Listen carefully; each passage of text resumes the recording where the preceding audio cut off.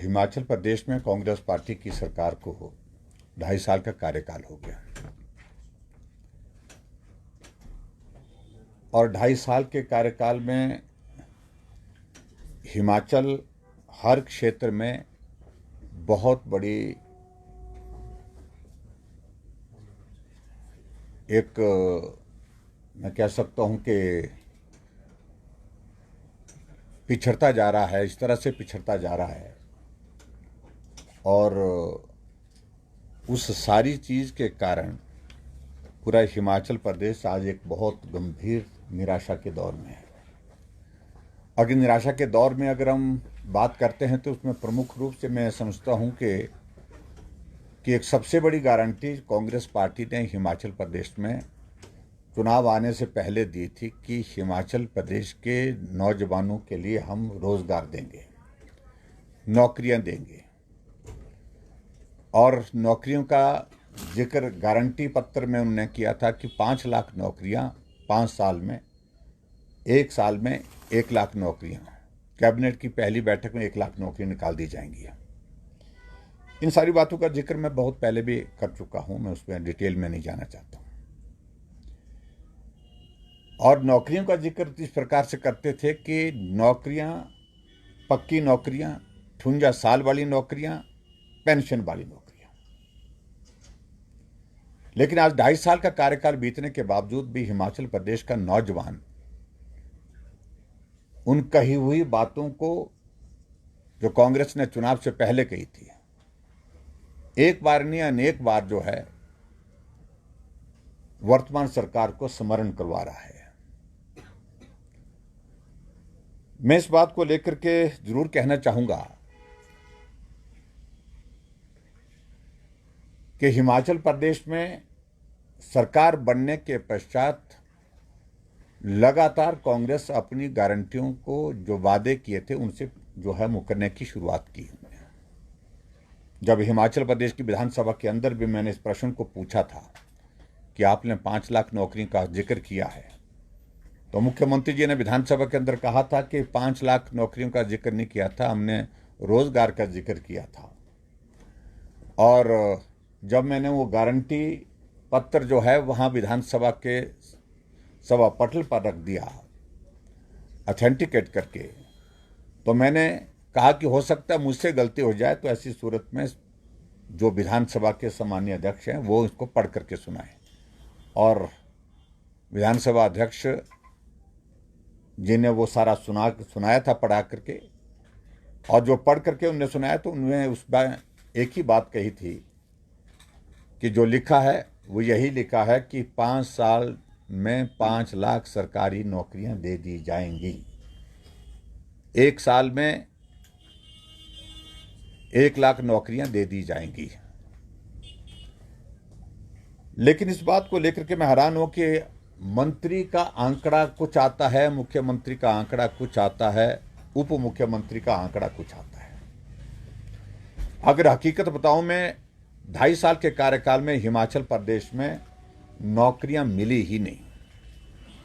सच्चाई ये है कि अगर हिमाचल प्रदेश में कुछ लोगों को, कुछ नौजवानों का अपॉइंटमेंट्स हुई हैं, वो अपॉइंटमेंट्स वो मिली हैं, वो नौकरियां वो मिली हैं जिन नौकरियों को भारतीय जनता पार्टी की सरकार के दौरान हमने पोस्टें क्रिएट की थी, फाइनेंस से बजट का उसके लिए प्रोविज़न किया था, इंटरव्यू की प्रोसेस शुरू की थी, और इंटरव्यू की प्रोसेस शुरू करने के बाद, इंटरव्यू होने के बाद अपॉइंटमेंट का जो है वो दौर जब शुरू हुआ तो तब तक के लिए कांग्रेस पार्टी की सरकार बनी। इसका श्रेय वो नहीं ले सकते। ऐसी एक नहीं अनेकों नौकरियां हिमाचल प्रदेश में भारतीय जनता पार्टी की सरकार के दौरान जो पोस्टें क्रिएट करने के बाद स्वीकृत की गई थी, फाइनेंस से बजट का प्रोविज़न करने के बाद और सिलेक्शन का प्रोसेस कंप्लीट करने के बाद हमारे हिमाचल प्रदेश के नौजवानों को मिली है। अभी हिमाचल प्रदेश में अगर सही मायने में कहूं, नई भर्ती की अगर शुरुआत हुई तो पुलिस की भर्ती एक पहली ऐसी भर्ती थी जिस भर्ती की शुरुआत उन्होंने की थी। और नई भर्ती की शुरुआत करने के लिए जो मुख्यमंत्री बार बार इस बात का जिक्र करते, कांग्रेस के हमारे सुखविंदर सिंह सुक्खू जी, कि हम पारदर्शिता के साथ करेंगे, और पूर्व की सरकार का जिक्र करते हैं, पेपर लीक का जिक्र करते हैं, ऐसी चीजें नहीं होने देंगे, इस बातों को लेकर के बात कही थी। लेकिन आज मैं आप सबके माध्यम से मुख्यमंत्री हिमाचल प्रदेश सुखविंदर सिंह सुक्खू जी से पूछना चाहता हूं, 2.5 साल के कार्यकाल में एकमात्र भर्ती, पुलिस की भर्ती, जिसका अभी तक परिणाम नहीं आया, लेकिन उस पुलिस की भर्ती में गंभीर आरोप जो अभ्यर्थी हैं, जो बच्चे एग्जाम देने के लिए गए हैं, उन्होंने लगाए।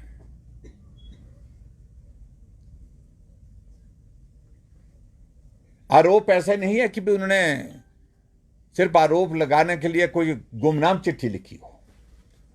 आरोप लगाए हैं वीडियो अपलोड करके सोशल मीडिया में कि फलाना फलाना, चाहे वो शिमला का जिक्र है, चाहे वो पालमपुर का जिक्र है, चाहे वो चंबा का जिक्र है, कि एग्जामिनेशन सेंटर के अंदर खुले तौर पर चीटिंग हो रही थी। नौजवान वहां पर ग्रुप में बैठ करके डिस्कस करके पेपर जो है वहां पर सॉल्व कर रहे थे। और उन्होंने इस बात को भी कहा है कि अगर इस सारी बात पर आपको भरोसा नहीं है तो उन स्थानों के जो एग्जामिनेशन सेंटर थे उसकी सीसीटीवी की रिकॉर्डिंग निकाली जाए, और उसमें निकालने के बाद आपको मालूम पड़ेगा कि क्या हुआ। और जो कैंडिडेट है उन्होंने ये भी आरोप लगाया, है कि कोई भी आदमी बिना चेकिंग के एग्जामिनेशन सेंटर के अंदर तक आ सकता था, मोबाइल भी साथ लेकर के जा सकता था, और अंदर जाकर के भी बहुत ज्यादा इस बात को लेकर के पूछताछ नहीं।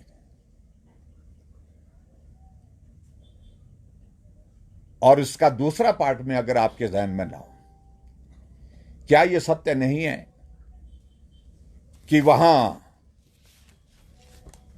कांगड़ा के अंतर्गत जो है 2 लोगों की इसमें जो है जवाली के रहने वाली है, उनकी गिरफ्तारी हुई है, विक्रम और बलविंदर की। उनसे पूछताछ के बाद पुलिस ने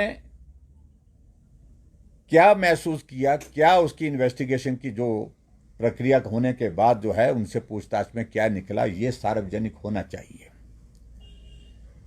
अब ये आरोप लग रहे हैं कि पुलिस की भर्ती से पहले एग्जाम को पास करने के लिए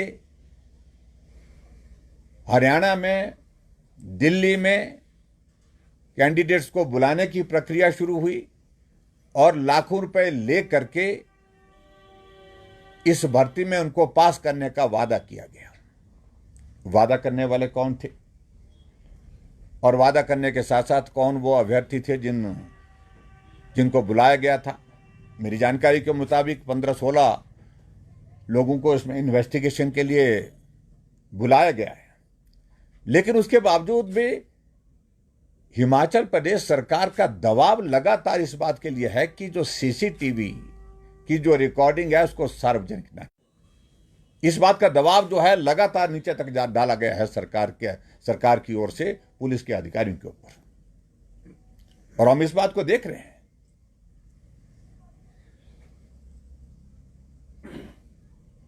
अगर पेपर लीक पर कार्रवाई हो सकती है तो चीटिंग पर कार्रवाई क्यों नहीं हो रही है? प्रश्न तो यह है, क्या उसको सरकार ने छूट दे रखी है कि पेपर अंदर जो है ग्रुप में बैठ करके चीटिंग करके सॉल्व किया जा सकता है? क्या इसकी इजाजत दे रखी थी? यह भी एक बहुत बड़ा प्रश्न है।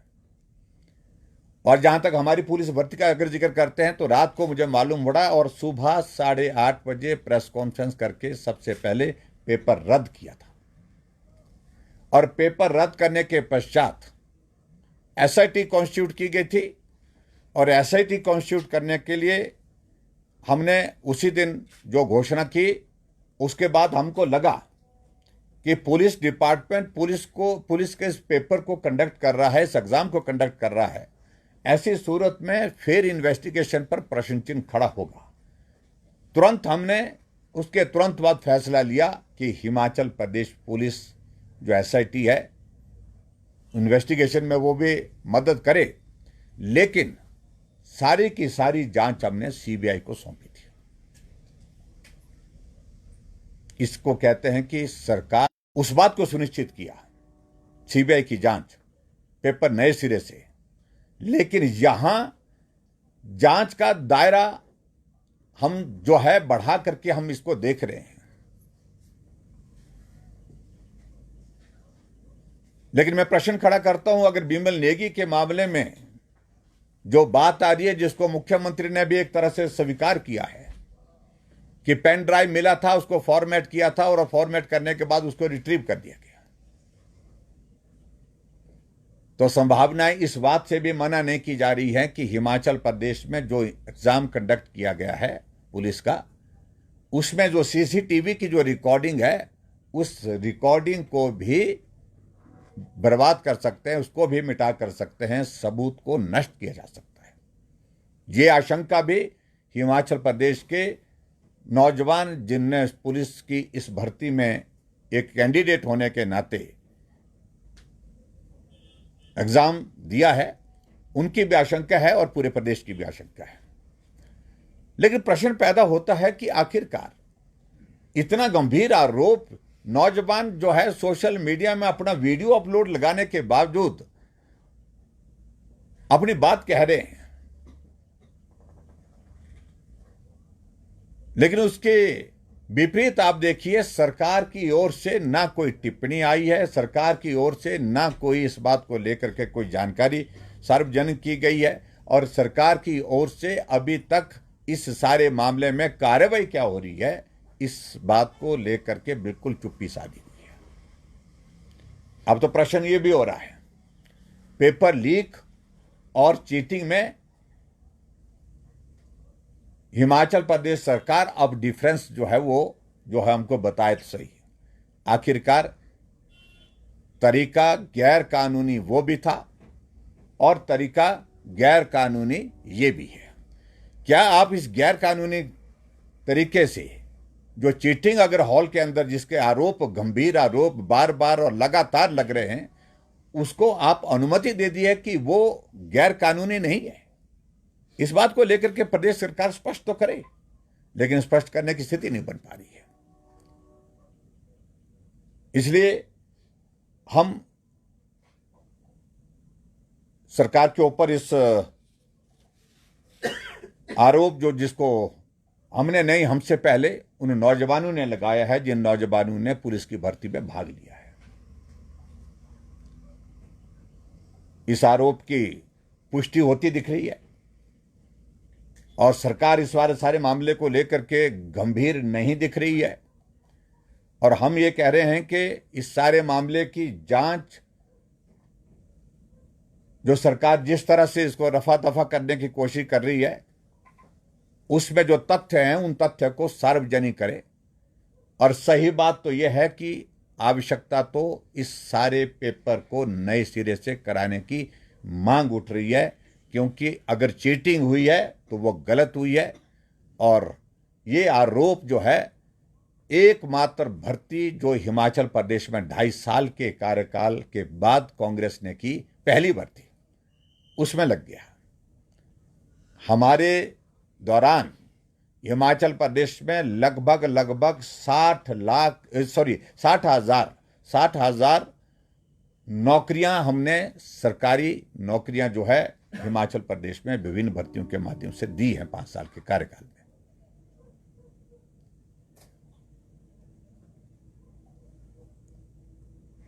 और यहां भर्ती सरकार की ओर से सिर्फ एक पुलिस की भर्ती शुरू हुई थी, उस पर भी गंभीर प्रश्न खड़े हुए। और ऐसी सूरत में मैं सरकार से आग्रह कर रहा हूं, मैं खासतौर से इस बात के लिए मुख्यमंत्री जी से आग्रह कर रहा हूं कि सारी बात को हल्के में ना लें। हिमाचल प्रदेश के नौजवानों को भविष्य को बर्बाद करने के लिए, तबाह करने के लिए आपने कोई कसर नहीं छोड़ी। स्टाफ सिलेक्शन कमीशन हमीरपुर को आपने भंग कर दिया, और भंग करने के बाद 2.5 साल के बाद भी अभी तक वो ठीक तरह से फंक्शनल नहीं हो पाया। और हकीकत तो ये थी कि सही बात में उसमें जो दोषी लोग, जिन लोगों ने पेपर लीक किया था, जिसका जिक्र आप बार बार करते रहते हैं, हर जगह करते रहते हैं, उनके खिलाफ आप कार्रवाई करते, सख्त कार्रवाई करते, जो भी कार्रवाई करनी थी वो कार्रवाई करने के बाद प्रदेश के बच्चों का भविष्य तो बर्बाद नहीं करते। सही मायने में काम करने की नियत नहीं है। हिमाचल प्रदेश के नौजवानों को नौकरी मिले, रोजगार मिले, ये प्राथमिकता वर्तमान सरकार की है ही नहीं। अभी हाल ही में हम इस बात को लेकर के देख रहे हैं, नर्सिंग के पीछे आउटसोर्स के माध्यम से भर्ती की प्रक्रिया शुरू हुई।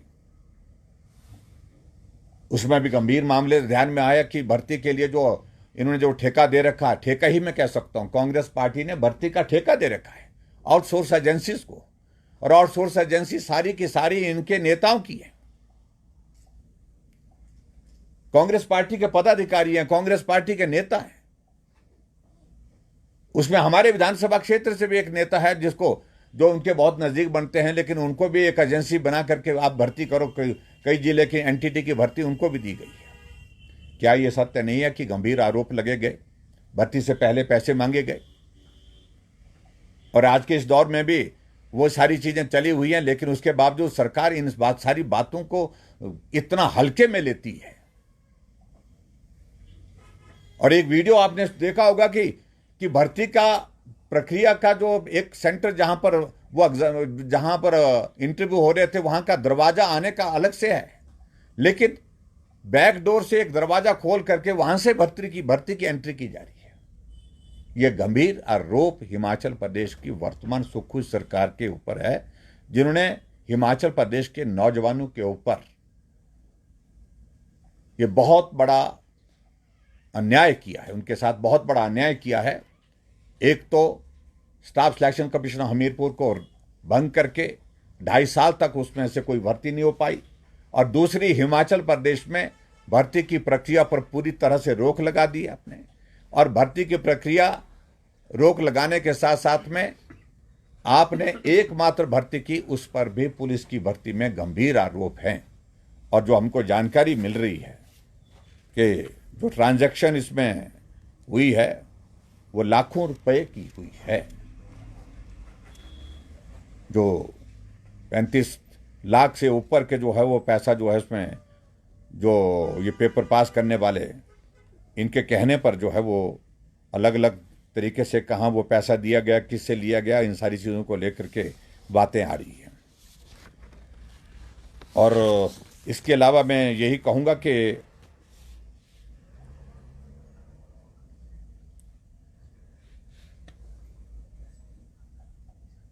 कई जगह तो ऐसा भी बताया गया कि जो एडमिट कार्ड है, एडमिट कार्ड लेकर के ही नहीं आए थे, लेकिन उसके बावजूद भी उनको एग्जाम में बैठने के लिए अनुमति दे दी गई। ये भी एक आरोप कहीं से लगा है। और जो मोबाइल को अंदर ले जा करके एग्जामिनेशन हॉल में, एग्जामिनेशन सेंटर में, वहां पर इसकी अनुमति किसने दी थी? इसलिए इन सारी बातों की जांच जो है मुझे लगता है कि बहुत आवश्यक है। ये 2 लोगों की गिरफ्तारी से समस्या का समाधान नहीं हो सकता है। और ये जो गंभीर आरोप लगे हैं, इस पुलिस की भर्ती का परिणाम तब तक के लिए स्थगित करना चाहिए जब तक के लिए ये इन्वेस्टिगेशन की प्रोसेस कंप्लीट नहीं होती है।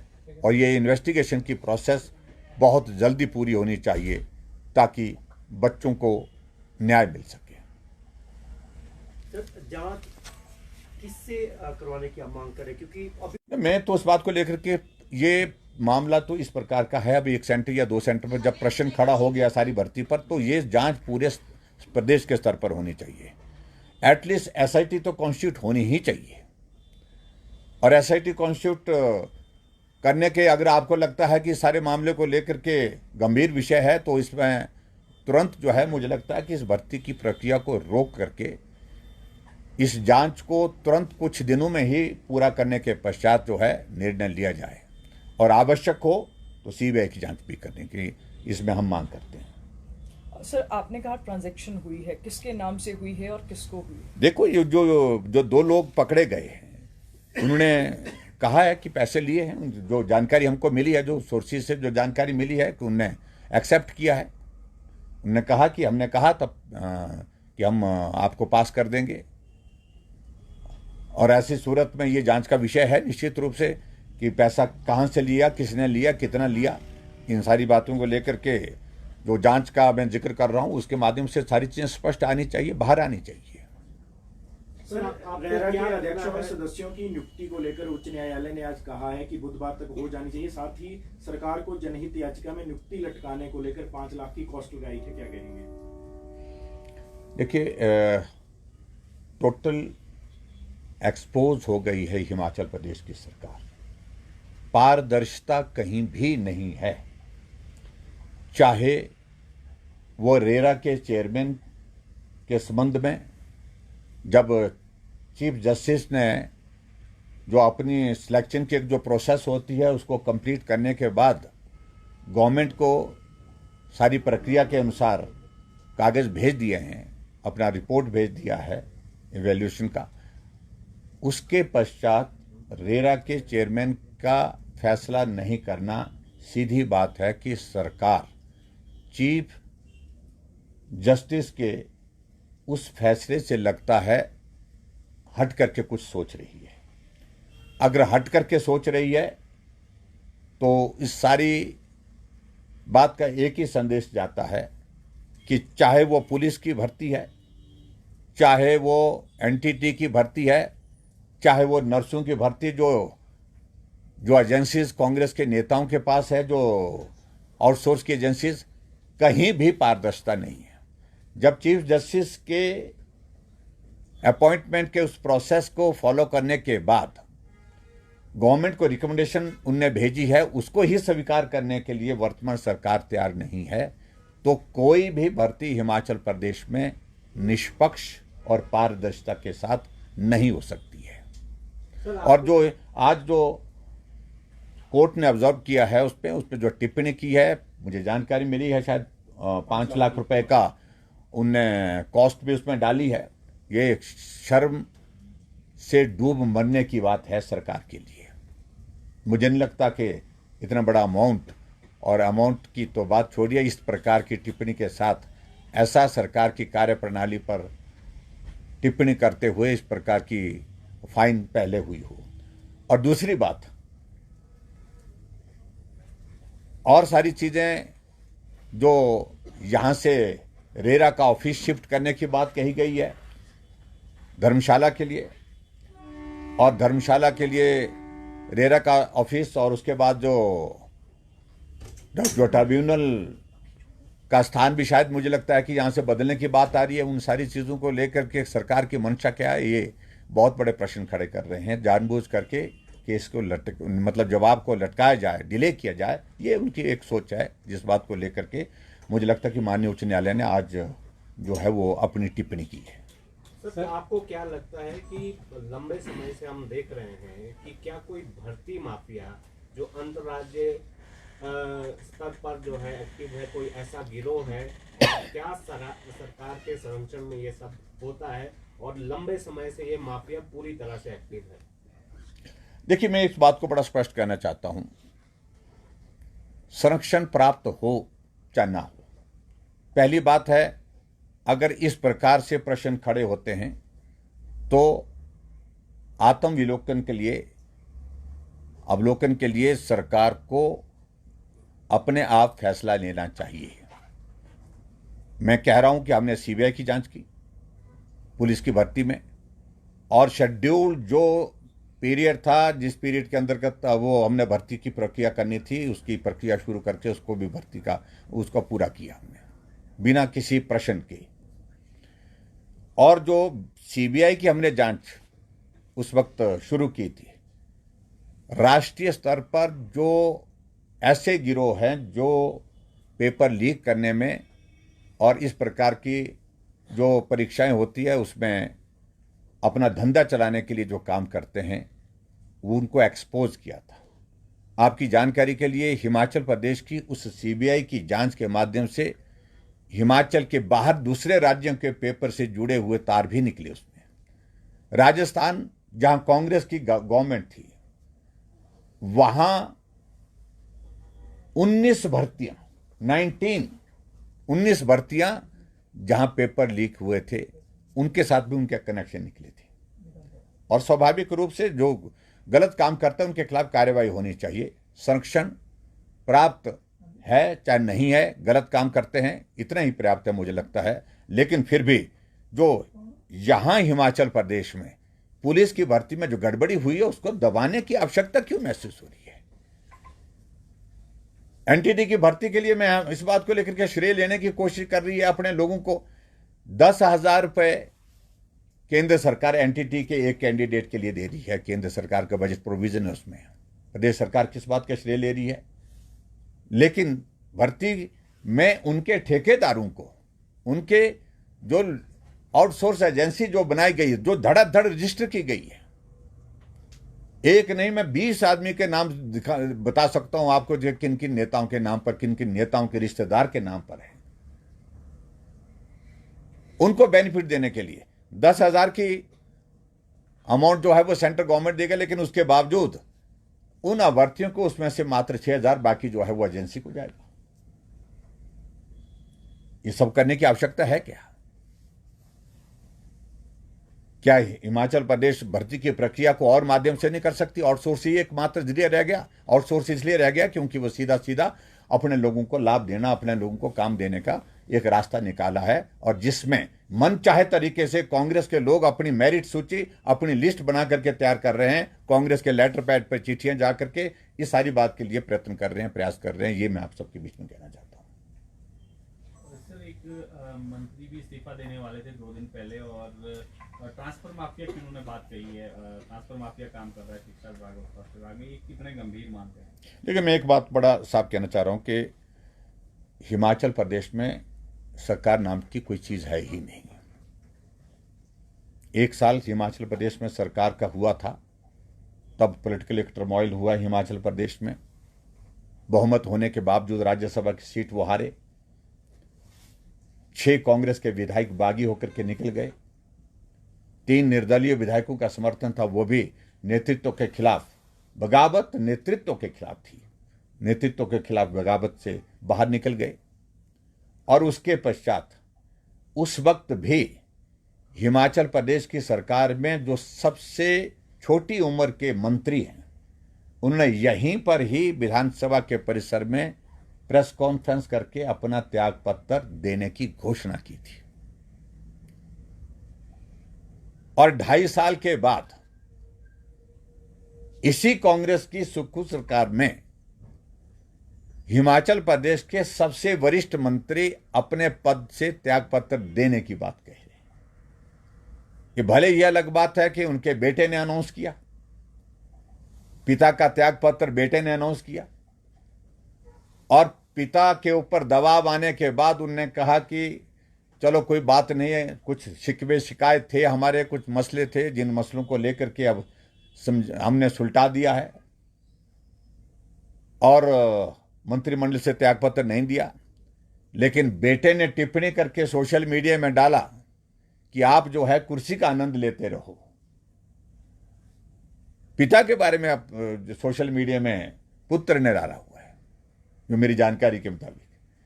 तो ये इस तरह की स्थिति हिमाचल प्रदेश में है, जब नेतृत्व के ऊपर भरोसा विधायकों का नहीं, नेतृत्व के ऊपर भरोसा मंत्रियों का नहीं रह गया, नेतृत्व के ऊपर भरोसा प्रदेश की जनता का नहीं रह गया।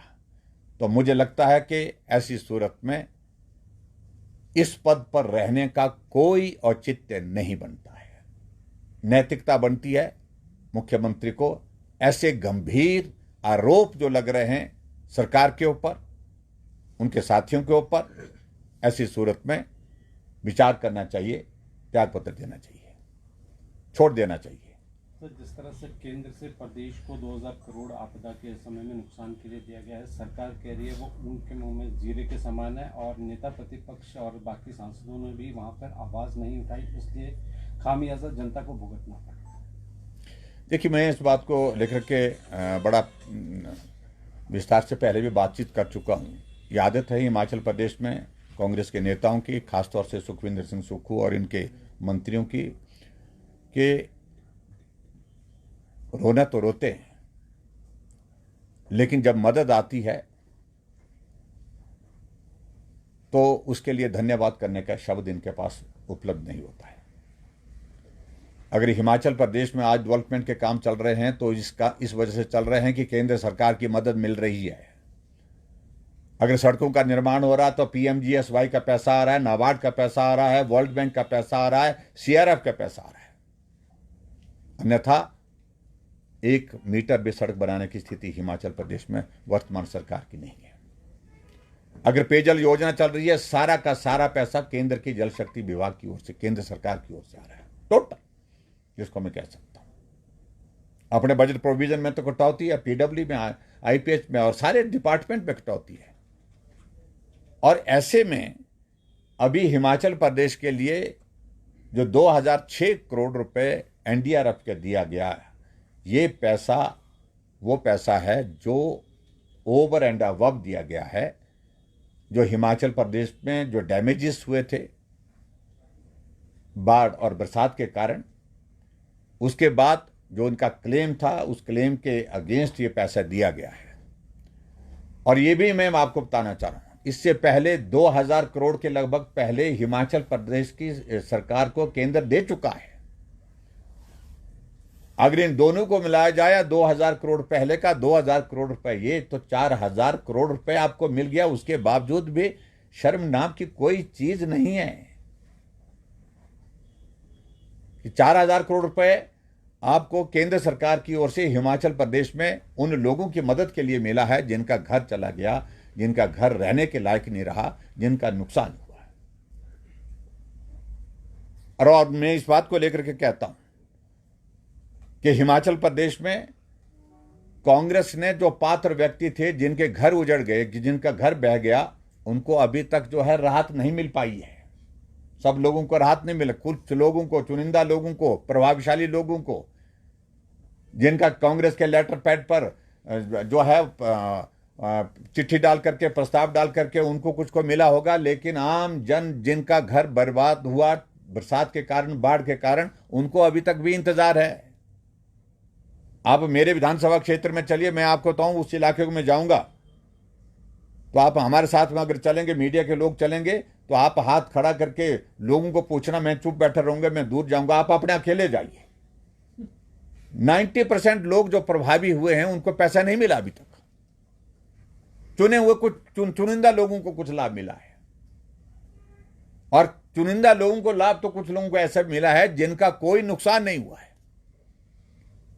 हमने विधानसभा के अंदर भी ये बात कही है, घर सलामत है, लेकिन 7 लाख रुपए सरकार से ले लिया है, क्योंकि वो कांग्रेस के हैं, सरकार के आदमी है, हमारा पुराना आदमी है, हमारा पक्का आदमी है, उनको मिले। तो ऐसे सूरत में मैं ये जरूर कहना चाहता हूं कि ये जो पैसा केंद्र से मिला है, आप धन्यवाद तो करने के लिए तो आपके मुंह में जुबान है नहीं, वो आप करेंगे नहीं, लेकिन ये पैसा पात्र लोगों तक पहुंचे, ये बहुत आवश्यक है।